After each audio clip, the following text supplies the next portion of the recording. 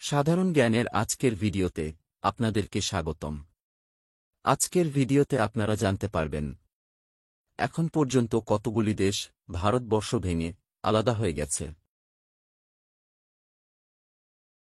1857 সালে ভারতের আয়তন ছিল প্রায় 83 লাখ বর্গ কিলোমিটার, যা বর্তমান সময়ের হিসাবে 33 লাখ বর্গ কিলোমিটার।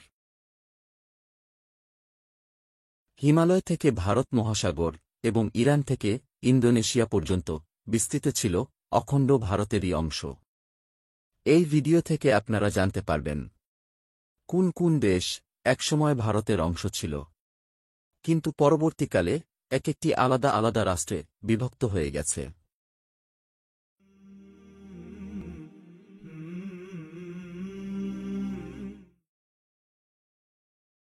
পাকিস্তান। পাকিস্তানের প্রতিষ্ঠাতা মোহাম্মদ আলী জিন্নাহ দীর্ঘকাল ধরে ধর্মের ভিত্তিতে একটি পৃথক দেশ দাবি করে আসছিলেন। ব্রিটিশদের দ্বারা 1947 সালের 14 আগস্ট ভারত রাষ্ট্রটি বিভক্ত হয়, পাকিস্তান নামক একটি নতুন রাষ্ট্রের জন্ম হয়। অপরদিকে 1971 সালে পাকিস্তান রাষ্ট্রটি আবার বিভক্ত হয় এবং তখন পাকিস্তান ভেঙে বাংলাদেশ নামক আরও একটি নতুন রাষ্ট্রের জন্ম হয়। সুতরাং আমরা বলতে পারি পাকিস্তান এবং বাংলাদেশ একসময় ভারতেরই অংশ ছিল।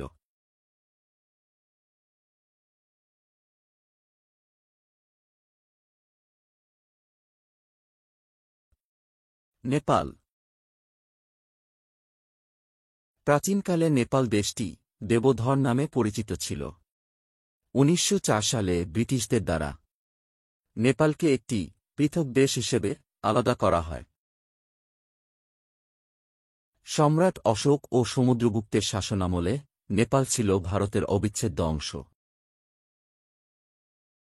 1951 সালে নেপালের রাজা ত্রিভুবন সিং ভারতের প্রধানমন্ত্রী জওহরলাল নেহরুর কাছে নেপালকে ভারতের সাথে একীভূত করার আবেদন করেন, কিন্তু নেহরু তার এই প্রস্তাবকে প্রত্যাখ্যান করেন।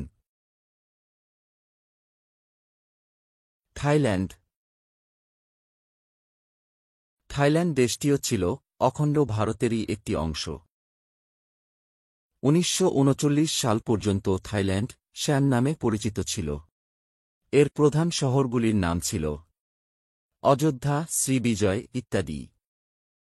3য় শতাব্দীতে শ্যামে বৌদ্ধ মন্দির নির্মাণ শুরু হয়।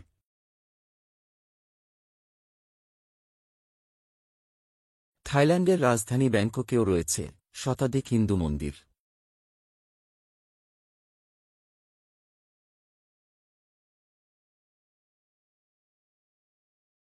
কম্বোডিয়া।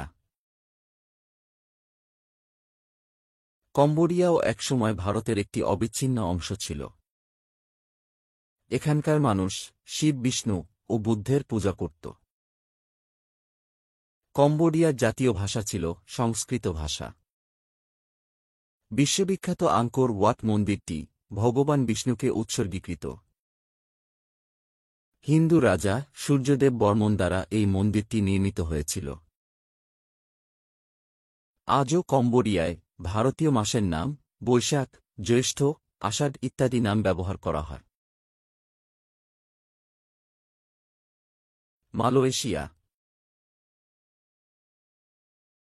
মালয়েশিয়ার প্রাচীন নাম ছিল মালয় দেশ। মালয়েশিয়া একটি সংস্কৃত শব্দ, যার অর্থ পাহাড়ের দেশ। রামায়ণ এবং রঘুবংশমে মালয়েশিয়ার ধর্মীয় বর্ণনা রয়েছে। মালয় ভাষায় শৈবধর্ম প্রচলিত ছিল। এখানে দেবী দুর্গা এবং গণেশের পূজা করা হতো।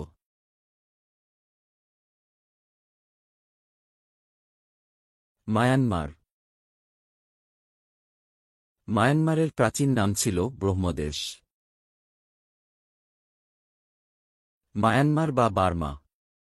এই এলাকায় ব্রিটিশদের নজর ছিল এই কারণে যে ব্রিটিশরা ভারতবর্ষ দখল করার পর বার্মার অধিবাসীরা ব্রিটেনের বিরুদ্ধে আন্দোলন শুরু করেছিল। কথিত আছে 1937 সালের আগেই ব্রিটিশরা এই এলাকায় কর্তৃত্ব প্রতিষ্ঠা করতে চেয়েছিল। ব্রিটিশরা বার্মিজদের আন্দোলনকে দুর্বল করার জন্যই এই দেশটিকে ভারতের কাছ থেকে একটি পৃথক রাষ্ট্র হিসেবে আলাদা করতে সক্ষম হয়।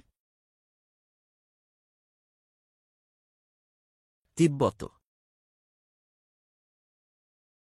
তিব্বতের প্রাচীন নাম ছিল ত্রিবিষ্ট। এই দেশটি দুইটি ভাগে বিভক্ত ছিল। 1907 সালে চীনা এবং ব্রিটিশদের মধ্যে একটি চুক্তি সম্পন্ন হয়। এই চুক্তির মাধ্যমে তিব্বতের একটি অংশ চীনকে এবং অন্য অংশটি লামাকে দেওয়া হয়েছিল। 1954 সালে ভারতের প্রধানমন্ত্রী জওহরলাল নেহেরু চীনা জনগণের সাথে সংহতি প্রদর্শনের জন্য তিব্বতকে চীনের অংশ হিসাবে গ্রহণ করেছিলেন।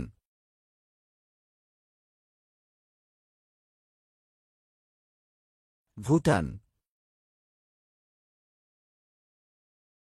ভুটান শব্দটি এসেছে সংস্কৃত শব্দ ভূ যোগ উত্থান থেকে, যার অর্থ উঁচু ভূমি।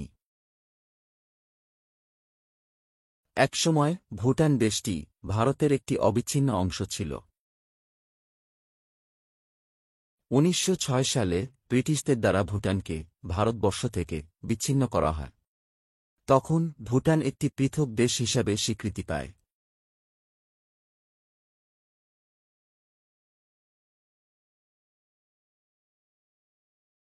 ভিয়েতনাম। ভিয়েতনাম দেশটি ভারতের একটি অবিচ্ছিন্ন অংশ ছিল। ভিয়েতনামের প্রাচীন নাম ছিল চম্পাদেশ। ভিয়েতনামের প্রধান শহরগুলি ছিল ইন্দ্রপুর, অমরাবতী এবং বিজয়। শিব, লক্ষ্মী, পার্বতী এবং সরস্বতী মন্দির এখনও এখানে পাওয়া যায়।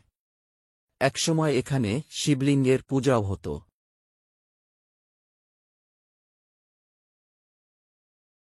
আফগানিস্তান। আফগানিস্তানের প্রাচীনতম নাম ছিল উপগানিস্তান। সম্রাট শাহজাহানের রাজত্বকাল পর্যন্ত এই দেশটি ভারতেরই একটি অংশ ছিল। 1876 সালে রাশিয়া ও ব্রিটেনের মধ্যে গন্ডামক চুক্তি স্বাক্ষরিত হয়। আর এই গন্ডামক চুক্তির পর থেকে আফগানিস্তান একটি আলাদা দেশ হিসেবে গৃহীত হয়। শ্রীলঙ্কা। শ্রীলঙ্কা ছিল অখণ্ড ভারতেরই একটি অংশ। ব্রিটিশরা 1935 সালে শ্রীলঙ্কাকে ভারত থেকে আলাদা করে। শ্রীলঙ্কার পুরনো নাম ছিল সিংহল দ্বীপ। সিংহল দ্বীপের নাম পরে সিলোন রাখা হয়। সম্রাট অশোকের রাজত্বকালে শ্রীলঙ্কার নাম ছিল তাম্রপর্ণী। সম্রাট অশোকের পুত্র মহেন্দ্র এবং তার কন্যা সংঘমিত্রা বৌদ্ধ ধর্ম প্রচারের জন্য শ্রীলঙ্কায় গিয়েছিলেন। অখণ্ড ভারতের ধারণাটি রাষ্ট্রীয় স্বয়ংসেবক সংঘ বা আরএসএসের মূল মতাদর্শগত চিন্তার অন্যতম। ওই ধারণায় বলা হয়ে থাকে, প্রাচীনকালে ইরান থেকে বর্তমানের মিয়ানমার, উত্তরে তিব্বত, নেপাল, ভুটান আর দক্ষিণে বর্তমানের শ্রীলঙ্কা সবই ছিল অখণ্ড ভারতের অন্তর্ভুক্ত। ভারতের নতুন সংসদ ভবনে অখণ্ড ভারতের একটি মানচিত্র রাখা হয়েছে, যেখানে আফগানিস্তান থেকে শুরু করে পাকিস্তান, নেপাল, বাংলাদেশ, মিয়ানমার এবং শ্রীলঙ্কা সব দেশগুলিকেই এই মানচিত্রে দেখানো হয়েছে। আল জাজিরা টেলিভিশনের এক সাক্ষাৎকারে বিজেপি সাধারণ সম্পাদক রাম মাধব বলেছেন, আবারও ফিরে আসবে অখণ্ড ভারতবর্ষ।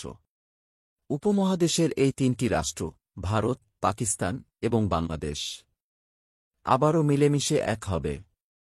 তবে তা যুদ্ধবিগ্রহ বা অন্য দেশ দখল করে নয়, বরং তা হবে এই তিনটি দেশের সাধারণ মানুষের ঐকান্তিক ইচ্ছায়।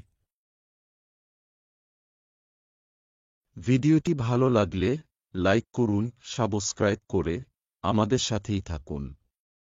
ধন্যবাদ।